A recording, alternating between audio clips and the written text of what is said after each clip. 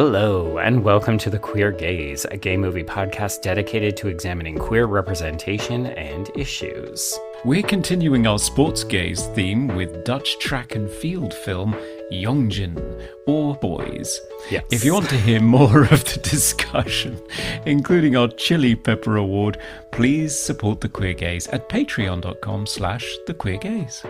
You'll also get early access to regular main feed episodes and extra content for every single episode. Yeah, quite a few now.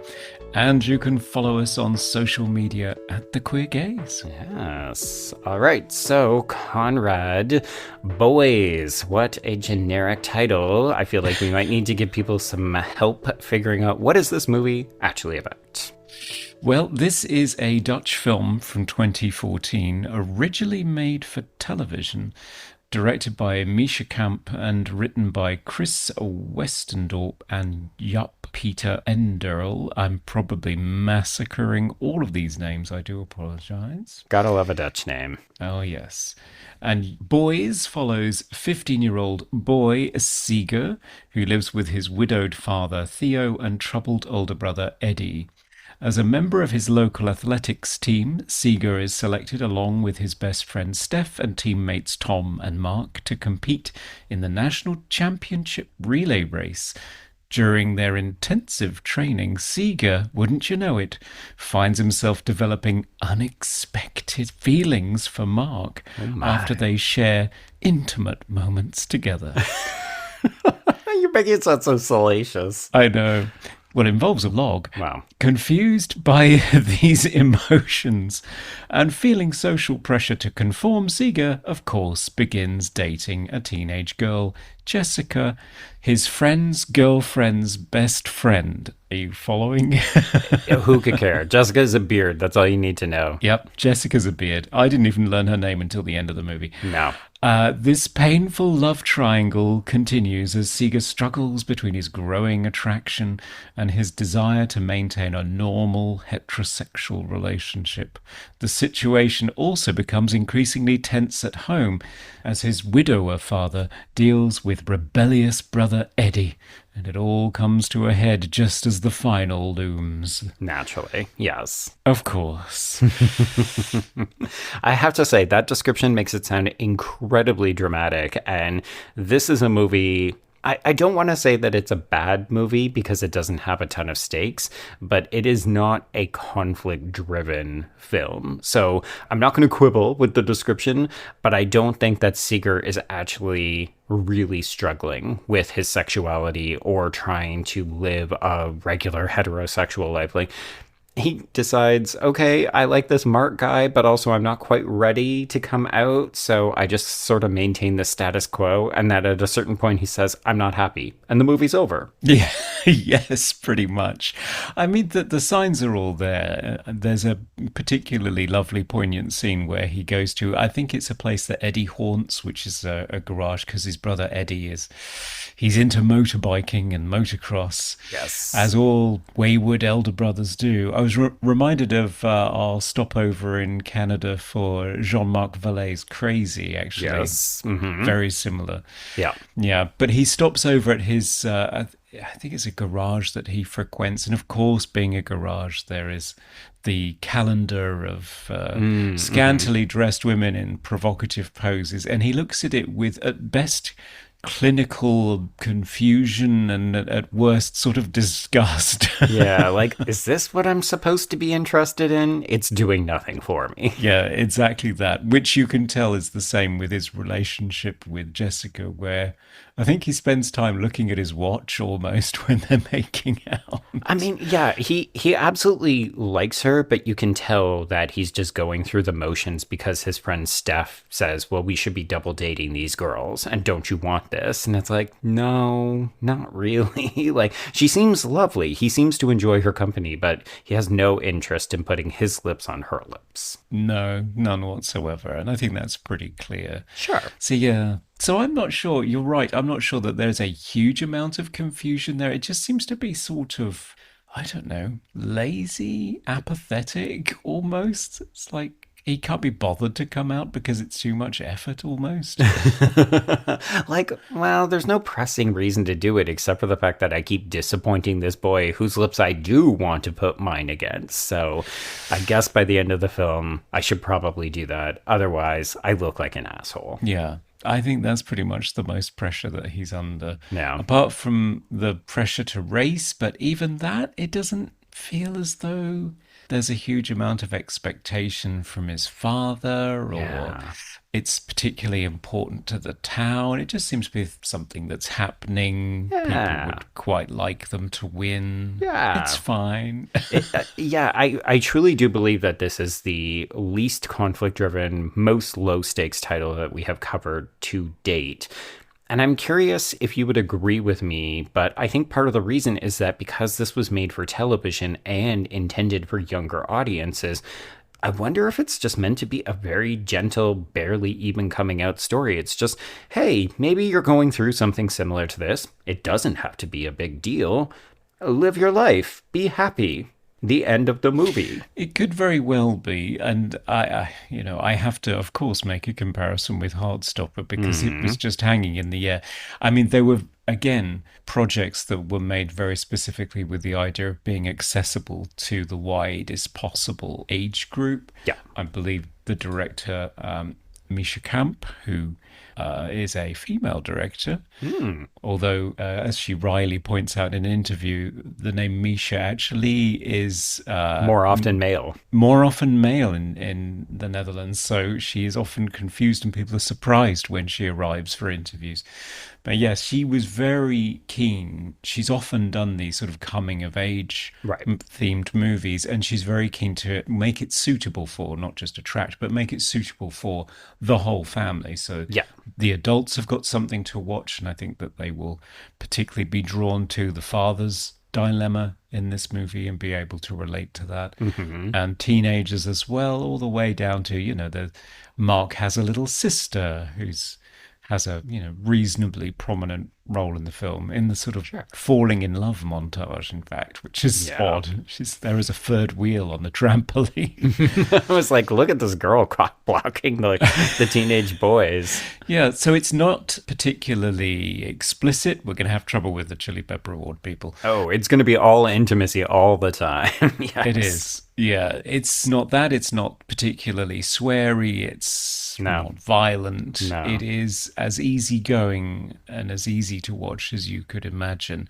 Yeah. But then the shocking thing with this, or the surprising thing with it, was that it was so enormously popular. It was first broadcast in February 2014 on NPO Zap, a Dutch television channel specifically designed for children and young teenagers. There we go. But became so massively popular that it ended up being released in theaters and then being sold internationally and ending up on Netflix's roster as well. Yeah. No, I find that fascinating. And I think part of that is that it is so widely accessible and it's not confronting in a lot of ways that we normally expect with fraught coming out narratives, people spiraling, people maybe experiencing violence or other more significant challenges. I think this becomes an easy, it's not a feel-good movie per se, but it's so inoffensive that you could very easily see them saying, oh yeah, we can sell this to a ton of different people. This will play well nearly anywhere. Yeah, very much so. And I think it would benefit from being shown theatrically because it is a very beautiful film. Yeah. I was going to particularly highlight the work of the cinematographer, Mel Van Essen. I can't say that it's particularly meaningful cinematography. Right. I don't think it drives home themes or creates tone. It's just very, very pretty. Yeah. It's giving us a sense of what life is like. Because, it seems like a relatively small town, but, we're sort of back in the woods. We're riding on bikes, which, again, all feels very familiar to many of the titles that we've covered, particularly the European set films. And it seems gorgeous and lovely to visit. Like, everybody's just having a great time. Frankly, I was like, oh, this seems lovely. I would love to go and visit. Tourism, bring me over. Yeah, very much so. I guess I suppose it could be, the bright colours and the happiness of youth and so on. There are a few shots where the boys are shot through nets an awful lot, so they're trapped behind bars until they're together and so on. Sure, yeah. Other than that, it's nothing other than very artfully done, more artfully done than I would expect of a made-for-TV production. Yeah. I think this is where we start to brush up against expectations, but also the realities of the production, right? Like they probably had less money, shorter shoot, so they maybe weren't necessarily saying, oh, how can we tell the story visually or thematically, but also we still want to make it look pretty. And so they struck that balance, right? Yeah, they did. So thinking about striking a balance, I am curious, how do you feel about the division of the narrative between what Seeger is actually going through with Mark and then what we've got with the dad and Ed, the older brother? Because I think in some ways, this movie is actually more interested in the father-son dynamic than it is about the coming out aspect. Yes, I would agree with that. They certainly seem to be given equal time in the movie. And actually, the dynamic between the two brothers is quite interesting. I mean, I was particularly moved by a scene where the older brother says something incredibly cruel to his father. Yes. I wish you had died instead of Mom. Yeah, it's possibly the worst thing you could say. It's awful. Yeah, I did actually sort of go, oh, shit. Okay. And I thought it was a really lovely moment. And I think that's probably where the value of the film lies. There is a lovely moment after that where you just watch the father sitting there trying to deal with this without falling apart, staring into space, while Seeger is doing the only thing that he can think of to do to care for his father, which is to just quietly in the background do chores for him so that he doesn't have to do them. So it's, there's the male thing. He can't quite physically comfort him or engage in a psychologically complex conversation with his father. No conversations will be had between any of the three men in this family. It is very actions speak louder than words. Indeed, yeah. And I thought that was very keenly observed. And as per the rest of the film, very beautifully performed. Yeah.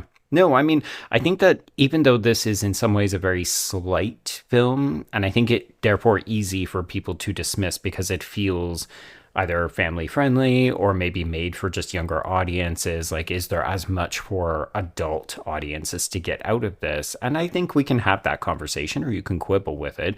But the reality is that it's also a film that just goes down very easily because it is well made. It is well acted. Like, the script doesn't have any giant holes that, we get lost in. It's actually also very expeditious. Like, it's a reasonably paced short film. Yeah, 76 minutes, which probably in TV terms is an hour and a half with ads. Yes, with ads.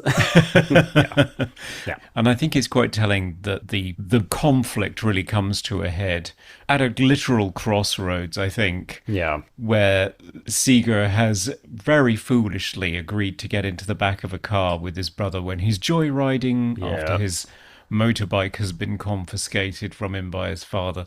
And he does this instead of what he was supposed to be doing, which is getting together with Mark for a secret midnight rendezvous where I suspect they were going to have sex, do some things for the first time that they Look at you being so political. Yes. They were looking forward to a great deal. Yes. Yeah, it's not a betrayal of sorts, but it definitely tells Mark, I have chosen my brother and not you. And it is nice. Like I said, this is a movie that doesn't really traffic in a lot of conflicts. There isn't high stakes encounters. There's a minimal amount of yelling. But the moment where the car comes across Mark in the road on his bike and he refuses to move, and then Seeger gets out and they have a conversation, I did feel the tension. Like, it did feel like we had escalated things to get to that point, and it was a big moment for them. So I like that. Yeah, I liked it too. And it almost got physical. I mean, there's a bit of pushing. Yeah, of course there's pushing, Conrad. We can't express ourselves. We can't express our love, so we have to push. We have to wrestle. We have to lay on the beach and not have sex. Just cuddle. Yes. Or peck at each other very, very lightly whilst holding onto a massive piece of wood. Yes, to the point that I need to apologize to everybody. This is obviously not a swimming movie, as I prefaced at the outro of last episode. This is a track and field movie, but I still got it. We're still talking about sports gays, thank God. We are still talking about sports gays, and we get to know everything we need to know about exchanging a baton, which is... It's harder than it looks, folks. I will actually testify as somebody who did do a relay in track and field in high school. It's harder than it looks, but also it's just so hard when you're fighting with the person that you love to pass a baton successfully. Apparently so, yeah. You just fumble it from several feet away. No, I did like coming to a crossroads with his brother and choosing his family over Mark and pushing him away because there is this expectation he feels from his brother that he should be violent towards this person just because Mark's a bit of an outcast. I did also like the difference in the characterization between the two of them. I mean, you don't really get an awful lot of Mark and who he is or what his family situation is, but you do get the sense that he is someone who does not go in for a great deal of introspection. He talks at one point about how he just runs. He does not think particularly about what he's doing or how he's doing it. Yes. He is someone who is completely free, not burdened with a great deal of self-knowledge or thought, and just lives life to the fullest, including pecking boys in the swimming hole. Dangerously so. I mean, maybe he got a read on Seeger that made him confident to do this, but I thought, we've had no conversation. There hasn't really been a lot of lingering looks. There haven't been a lot of tells. Like, Seeger doesn't necessarily present as outwardly queer. Like, if anything, neither boy really gives off any kind of sexual energy. Again, I think in part because it's a family film, so we're not necessarily trying to make it very evident that there's sparks or chemistry between them. It's like, we'll go for a peck in the water, not to let everybody know what they need to know. Well, I don't know. I would counter that with, as soon as Seeger gets onto the team, the first thing that you see in terms of an interaction with Mark is Mark sort of running backwards in front of him and whilst waggling his eyebrows. Like, it's a little provocative. It's a little bit like, I thought that we were going to do the enemies to lovers piece where we're both competing for the star athlete position on this team, right? Because a relay is obviously a miniature version of a team sport because you've got 4 people who have to work in unison together, but also one person can still be better than the other people. So, Maybe. Yeah. Here's the thing. I actually think that that's a good place to park this main feed conversation because I do want to talk more about Mark and also Ed, the older brother, and a couple of other things. But I feel like that's maybe a conversation that only the people who want to give us a couple of dollars should get to listen to. Well, indeed. I mean, one thing we could mention before we close out is just how unsatisfying I found the ending. Spoilers. Okay. And you're going to elaborate on that elsewhere? I could indeed, yes. But let's just say we kind of do the European thing that we have complained about in a few other episodes where it's all just fine. It's so simple. Yeah. Yeah. The film just says, it's okay. Don't worry, everybody will be okay. Yeah, it's fine. Just one shot. It's all good. Roll credits. I was very disappointed. Okay, that's fair. That's fair. Yeah, let's unpack that over on Patreon. So, folks, it's patreon.com/thequeergaze. Of course, if you have seen Boys, not just any old boy, the movie Boys, you can also send us a message with your thoughts. So you can reach us at thequeergazeshow@gmail.com, and we would love to hear from you. And we're happy to respond to any thoughts or feelings or criticisms that you may have about our interpretation on this or any other film. But yes, if you're not going to join us over on Patreon, then we will be back and talking to you in a couple of weeks about another sports gay title, Conrad. We're going to hit the beach. This time we're going to talk about surf culture with beach rats. Ooh, can't wait. I'll grab a towel. Well, you'll like this one because it's Harris Dickinson. So we'll see how he struggles with his sexuality. I'm down for that. There we go.